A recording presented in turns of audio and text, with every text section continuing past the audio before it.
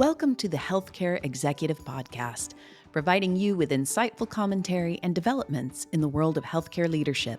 To learn more, visit ache.org. I'm your host, Jamie Lewis, and in this episode of the podcast, we're joined by Carla Harris, Senior Client Advisor for Morgan Stanley. For over 30 years, Ms. Harris has served as a leader in multiple sectors and was appointed to chair the National Women's Business Council by President Barack Obama in 2013. You may also know her as a talented vocalist, having released 4 gospel albums and sold out both Carnegie Hall and the Apollo Theater. Carla Harris will be presenting the Bachmeier Memorial Address and Luncheon, Intentional Leadership, Tools for Maximizing Your Success at the 2024 Congress on Healthcare Leadership, March 25th through 28th in Chicago. Welcome, Ms. Harris. Thank you for being here. Oh, thank you for having me, Jamie.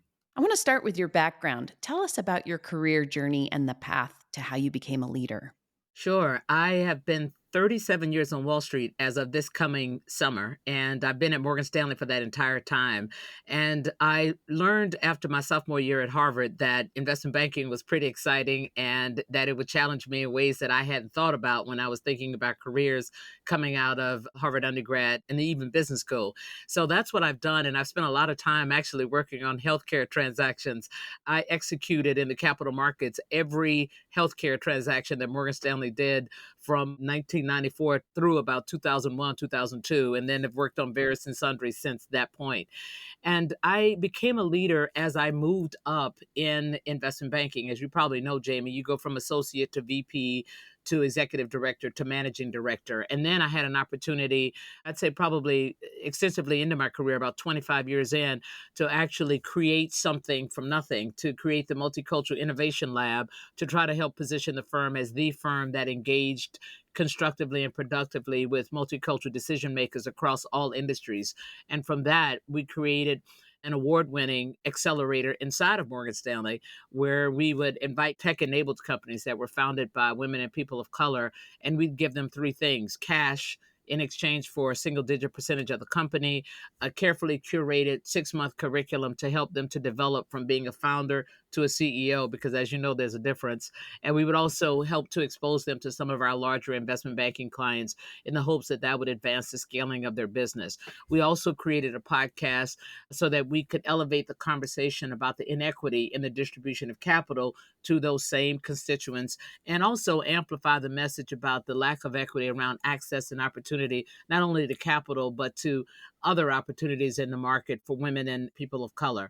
And the leadership portion came from running transactions, if you will, while I was in capital markets, also leading an opportunity to potentially create an emerging manager platform in Morgan Stanley, and then ultimately creating this in-house accelerator and this lab. I would imagine you've had lots of mentors along the way. What are some of the more important lessons you've learned from those people that you use in your work today? And how did those mentors model authenticity for you?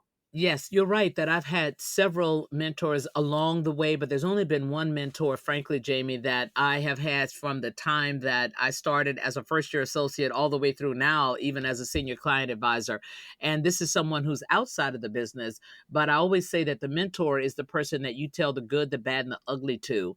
And this is the person that has one agenda item when they're speaking to you, and that is you. And that they will give it to you straight, no chaser, no matter what the issue might happen to be. And this mentor, I feel 100% confident that she's always had my best interest at heart. And despite the fact that she hasn't worked in this business, she is a service provider to this business. So she understands the context very well. And your mentor needs to understand the context that you're working in order to be able to do their job as a mentor. And the mentor's job is to give you tailored advice. And I would say that where she's been most useful, and even the other mentors, is not only helping me to think through a problem, but more importantly, helping me to think about the ways to solve the problem as it existed around my career. And even to this day, despite the fact that I'm pretty good at constructing a narrative, if I'm going to have a very important conversation and I'll call her and say, here's what I'm prepared to say, even today, as good as I am, she can find a way to improve upon that narrative and even improve upon the way I'm thinking about delivering it. the authenticity piece actually came from my own revelations across my career.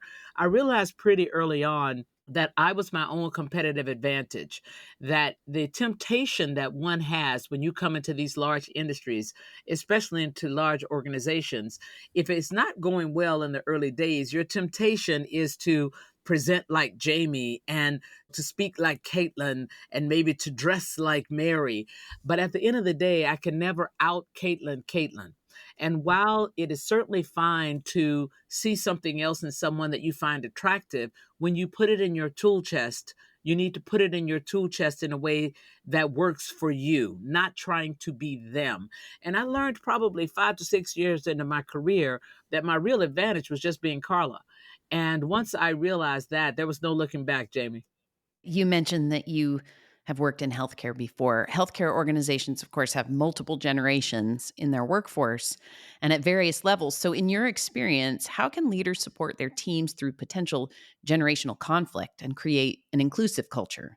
Yeah, I got to tell you, Jamie, I think that is squarely the leader's responsibility, which is why I wrote Lead to Win, because I had the aha moment in the fourth quarter of 18 that we were in a very different environment and then the one that I had built my career in.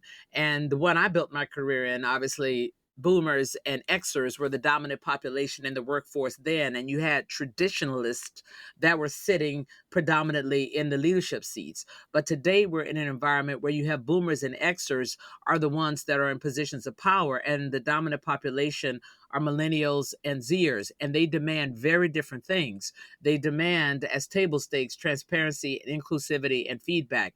So I believe that it's the leader's job to think about how do you engage most productively with your workforce. Obviously, if you have people that are reporting to you that are boomers, you have a pretty good idea of how to engage with them. But you need to make sure that you are understanding how millennials and Zers absorb information, where they get information from, what's the stimulus for them to create outsized productivity. And they respond very, very positively to feedback. And if you're a boomer or an Xer, you didn't get a lot of feedback as you were building your career. And so your temptation would be not to give it, but you're the one that has to adapt if you want to make sure that you get the absolute best out of that workforce. Well, speaking of all that, what are some ways that healthcare leaders can show that agility as they adapt to changes in the world of work? Yes. So here are a couple of things they can do. I'll give you three. Number one, in most cases, you might know what to do and you have an extensive amount of experience. But if you really want to train your people that are reporting into you, and you also want to motivate them to, maybe follow the way that you're thinking about doing things, is that when you're having a meeting, invite them, solicit their voice. Say, listen, here's the problem that we have. How might we think about doing this? I've done it this way for the last 10 or 15 years. But knowing what you know now about technology, knowing what you know now about our patients, how might we approach this differently? You'd be surprised, Jamie, how much intellect, creativity, and innovation is left on the table because we as leaders never asked for it. We're thinking the most efficient way is to just tell them to do it this way, which is how we were taught. But if you take the time to solicit their voices, you might find a more innovative way, a different way to leverage technology, a different way to serve the patient that might be better, especially in the environment that we're in now. The second thing you can do is to make sure that your people and be active about thinking about whether or not your people have the training and the development that they need.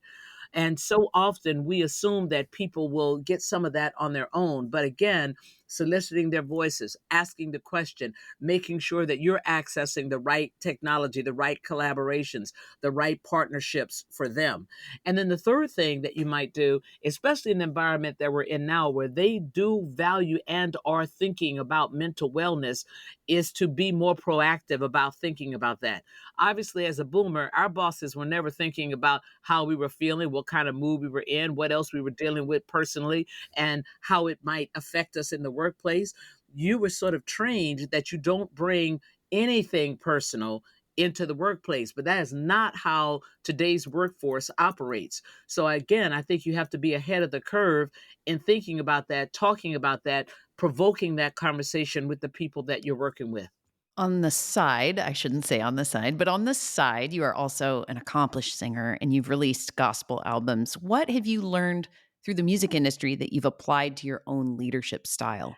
I got to tell you, I think that being a performer has given me a really sharp awareness of my audience. So when I'm standing on that stage, I can literally feel the audience, Jamie. I'll give you an example. In my very first Carnegie Hall concert, and we've now done 6 that have been sold out. In my first concert, I could feel from the audience that after the 12th song, I was at the top of the hill, that it couldn't get any better than that. So, despite the fact that we had rehearsed and rehearsed and we had 14 songs that we were prepared to deliver, I could feel that it couldn't get any better than that moment. So I said, "Good night, everybody." And you can imagine the band, the backup singers, everybody was looking like, what? We got 2 songs to go. But I could feel that we could not serve the audience any better than at that moment. And so I think that that has made me very in tune to the environment and the atmosphere when I walk into a client meeting. And while I might have thought that I was going to present this particular presentation that we had worked hard on, I might pivot, and I do pivot when I walk in that room and say, maybe we ought to approach this differently. Maybe we ought to start talking about the article that came out about the company yesterday, or maybe we ought to ask 3 questions before we dive into this book. But it gave me an ability to connect even better than you might find the average banker might be able to do. The other thing that I've learned from a leadership perspective as a performer is to leave that room for people to give you input. Because again, we rehearse one way, we're going to deliver a set of songs this way, but the guitar player might say, "What about this riff?" Or somebody might say, "Why don't we end the song this way? That could have been different than the way I was thinking, but it's better." And if you don't give people that opportunity to exercise their voices as a part of the ensemble, then you miss it. You miss the opportunity to make it even better. Well, we're lucky enough to have you presenting the Bachmeier Memorial Address, Intentional Leadership Tools for Maximizing Your Success at Congress.